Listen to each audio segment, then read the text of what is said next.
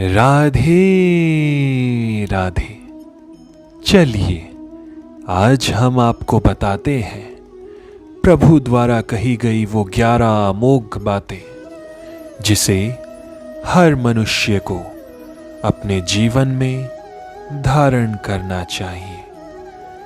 उन्हीं बातों से मनुष्य भगवत धाम को प्राप्त हो सकता है। मिलकर बोलिए राधे राधे। पहली, इस कलयुग में जो लोग पर्याप्त बुद्धिमान हैं वे भगवान की उनके पार्षदों सहित संकीर्ण यज्ञ पूजा करेंगे। दूसरी, जिस प्रकार मनुष्य अपने पुराने वस्त्रों को त्याग कर नए वस्त्र धारण करता है, उसी प्रकार आत्मा पुराने तथा व्यर्थ के शरीरों को त्याग कर नया, नवीन और भौतिक शरीर धारण करती है। तीसरी, प्रत्येक व्यक्ति इस भौतिक शरीर रूपी रथ पर आरूढ़ है और बुद्धि इसका सारथी है। मन लगाम है तथा इंद्रियां घोड़े हैं। इस प्रकार मन तथा इंद्रियों की संगति से ये आत्मा सुख तथा दुख को भोगती है। चौथी, संसार के सारे भौतिक कार्यकलाप प्रकृति के 3 गुणों के अधीन संपन्न होते हैं। यद्यपि प्रकृति के 3 गुण परमेश्वर कृष्ण से उद्भूत हैं, फिर भी भगवान कृष्ण उनके अधीन नहीं होते।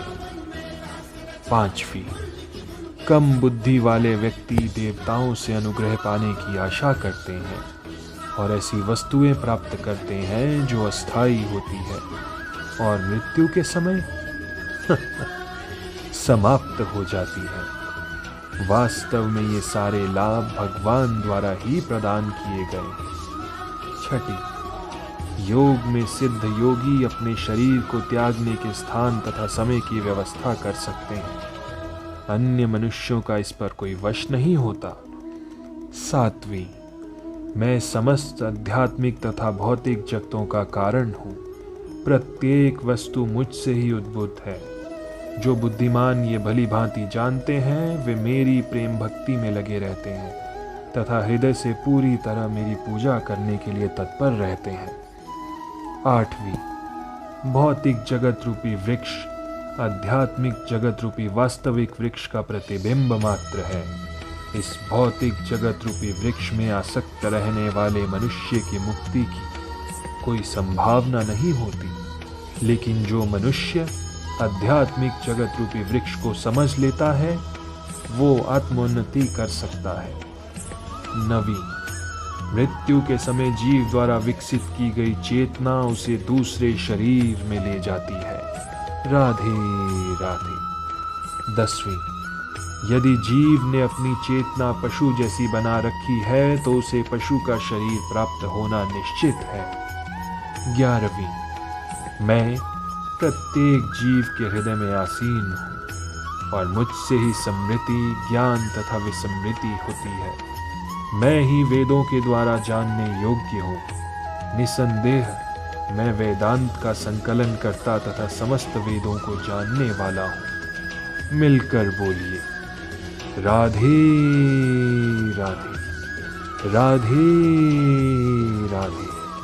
सदैव मेरा चिंतन करो, मेरे भक्त बनो, मेरी पूजा करो और मुझे नमस्कार करो। इस प्रकार तुम निश्चित रूप से मेरे पास आओगे।